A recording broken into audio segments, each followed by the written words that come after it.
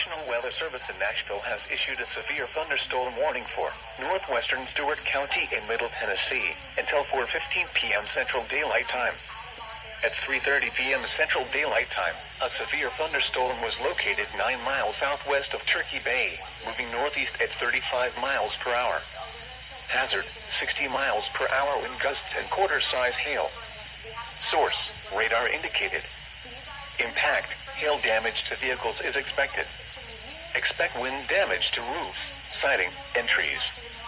This severe thunderstorm will remain over mainly rural areas of northwestern Stewart County. For your protection, move to an interior room on the lowest floor of a building. A tornado watch remains in effect until 10 p.m. Central Daylight Time for Middle Tennessee. Repeating, a severe thunderstorm warning has been issued until 4:15 p.m. Central Daylight Time for the following county: Stewart, Tennessee,